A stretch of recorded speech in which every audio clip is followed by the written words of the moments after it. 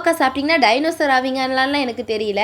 ஆனால் அது சாப்பிடும்போது நம்ம ஸ்கின் பலன்னு நம்ம பாடி வெயிட்டை அழகாக மெயின்டைன் பண்ணோம். அண்ட் சுகர் லெவலையும் கண்ட்ரோலில் வச்சுக்கோ. இந்த கோவக்காவை நான் எப்படி செஞ்சேன்றதை பார்க்கலாம் வாங்க.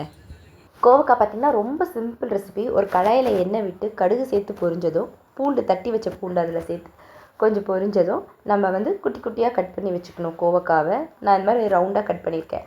இந்த மாதிரி கட் பண்ணும்போது பார்த்திங்கன்னா நல்லா ஃப்ரை ஆகும், சீக்கிரம் வெந்துடும், தண்ணிலாம் சேர்க்க தேவை இருக்காது. அதனால் இந்த மாதிரி குட்டி குட்டியாக கட் பண்ணி நம்ம கடாயில் சேர்த்து நல்லா வதக்கலாம். வதக்கிட்டு அதுக்கு தேவையான மிளகாத்தூள், உப்பு இது 2 மட்டும்தான் சேர்த்துருக்கேன். இது வரைக்கும் சேர்த்துட்டு நல்லா அப்படியே கரைஞ்சி வச்சு வதக்கிட்டே இருக்க வேண்டியது தான். அதுக்கப்புறம் பார்த்திங்கன்னா அடுப்பை சிம்மில் வச்சுட்டு ஒரு தட்டு போட்டு மூடி வச்சுருங்க. அப்பப்போ எடுத்து லைட்டாக வதக்குனாலே போதும், மிக்ஸ் பண்ணி விட்டாலே போதும். கோவக்காய் நல்லா அழகாக ஃப்ரை ஆகி தேவைப்பட்டால் வேணும்னா லைட்டாக தண்ணி தெளித்து வேக வச்சுக்கலாம். நிறைய தண்ணி சேர்க்கணுன்ட்டு அவசியம் இல்லை. கோவக்காய் இன்னும் கொஞ்சம் டேஸ்ட் உங்களுக்கு என்ஹான்ஸ் பண்ணி கொடுக்கணுன்னா வறுத்த வேர்க்கடலையோட பொரியை கடைசியாக இறக்கும்போது தூவினிங்கன்னா அதோட டேஸ்ட்டும் நல்லா வேறு மாதிரி டேஸ்ட்டாக இருக்கும்.